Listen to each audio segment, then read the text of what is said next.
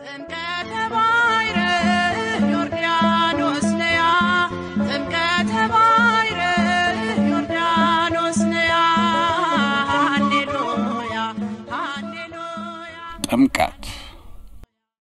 a celebration of the baptism of Christ in the River Jordan by John the Baptist.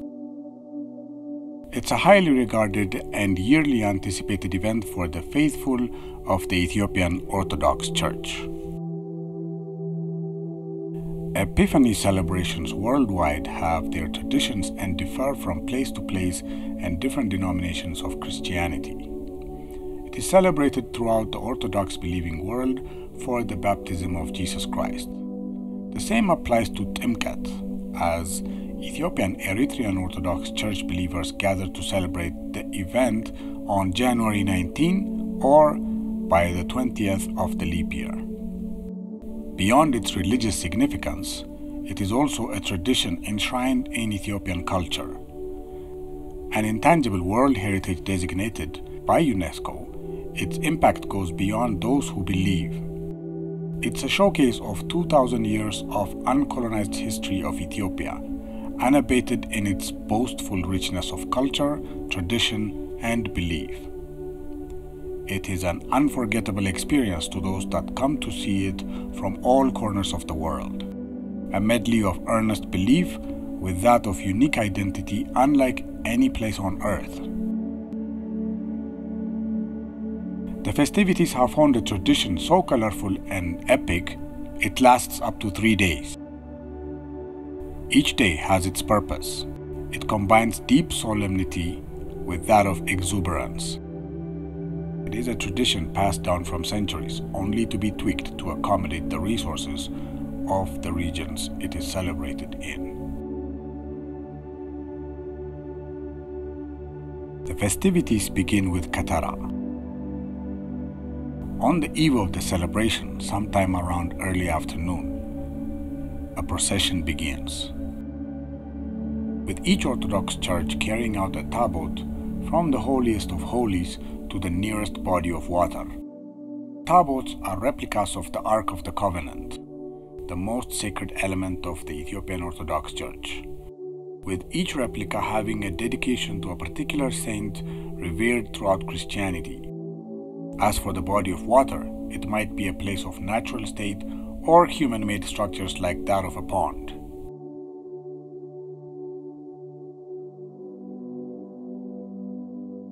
The procession is as colorful as one could get. The tabot, shrouded in elaborately designed and gilded silks, is carried on top of the high priest's head with all the priests in their ceremonial robes and velvet umbrellas beside it.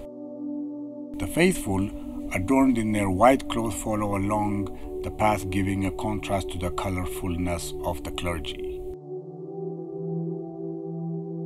Once the tabot reaches the body of water, its resting place is chosen and believers prepare to continue the celebration throughout the night and with religious hymns and songs. On the day of Timkat, celebrations begin as early as dawn, with rituals that include morning prayers and the divine liturgy. Then follows the blessing and sprinkling of blessed water on the assembled congregation in commemoration of Christ's baptism. People gather in front of the water to get the blessings given out by the grand priest and in some cases jump into the blessed water. By the afternoon, all the tabots except those consecrated to Archangel Michael start their journey back to their respective churches. For those tabots from St. Michael's churches, there remains a day of celebration ahead.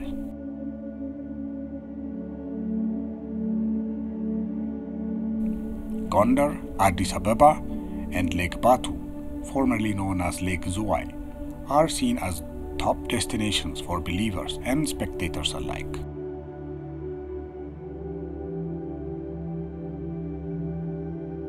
Gondar. The medieval city of Gondar, with its hills and castles, has been one of the preferred destinations for Orthodox faithful for some time now.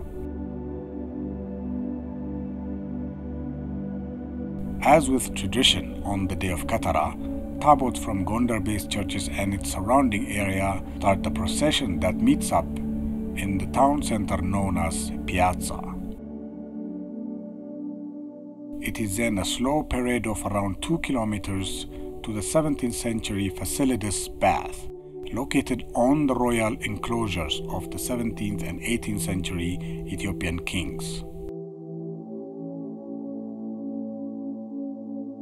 On the day of Timkat, the baths are blessed by the high priest of the area, dunking his cross into the water and delivering prayers. For those who dare, jump into the cold waters of the bath after the high priest is done with his blessing, while the masses receive sprinkles of water on the edge of the pool area. Addis Ababa. As the capital of Ethiopia and the seat of the Patriarchate of the Ethiopian Orthodox Church, it holds a special place for the faithful. Jan Meda, the former royal horse racing ground, is the main attraction during this period, even though there are other areas of celebrations throughout the town. The city streets are adorned with green, yellow, and red of the Ethiopian flag, adding more color to the already colorful celebration.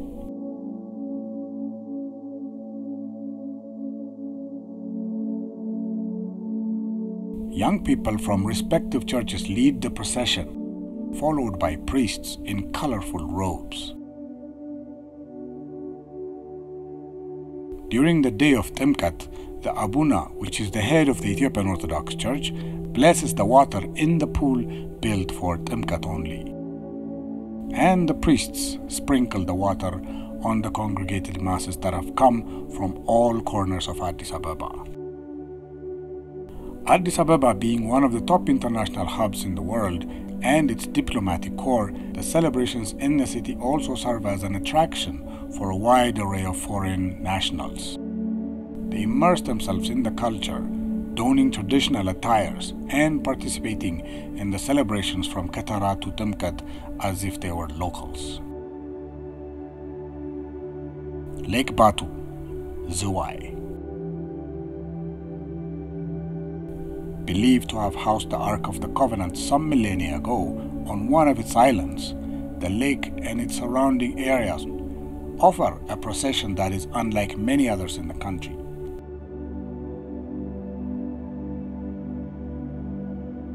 Priests and deacons from Abuna Takla Haymanot and Debra Zion monasteries, dressed colorfully, carry the tabot in a procession of boats from the island to the mainland. Adding to the scenery are the boats following the procession, carrying the faithful and those who flock there to witness the spectacle.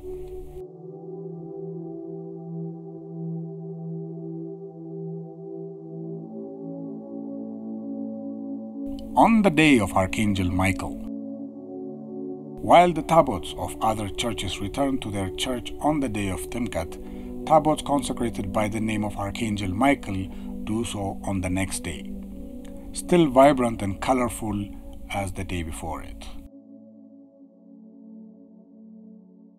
The crowds sing hymns and spiritual songs, giving these 3 days of festivities their deserved conclusion.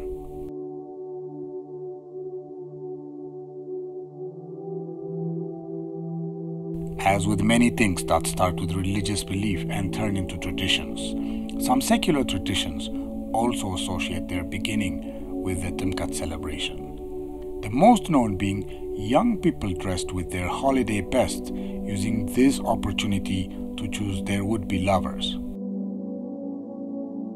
This phenomenon is called Lomi Borawur.